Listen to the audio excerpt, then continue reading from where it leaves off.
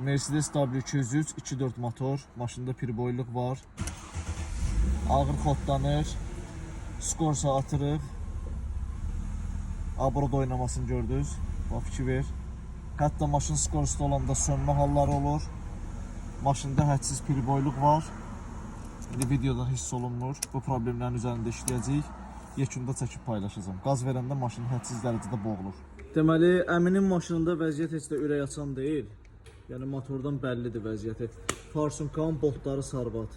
Zaslonka sarbat. Bax, germetka ilə görürsünüz. Nə vəziyyətdədir, bax. Germetka ilə yapışdırıblar bunu. Şlanqlarını göstərim sizə. Şlanqları bax bu vəziyyətdə.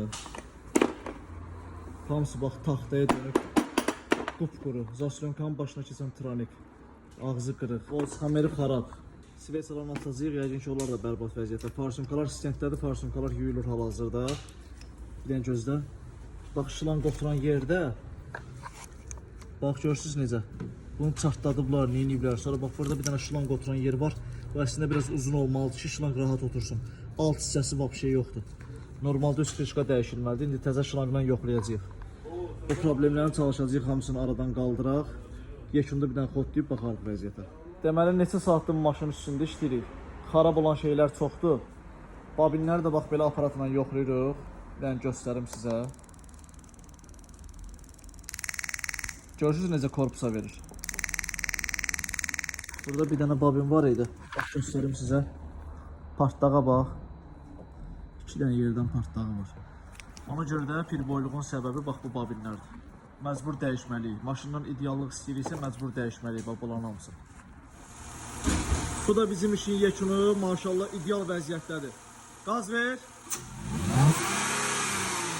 Bir dənə də.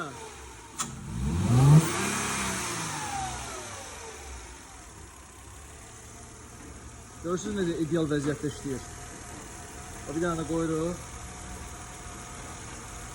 Qaz ver.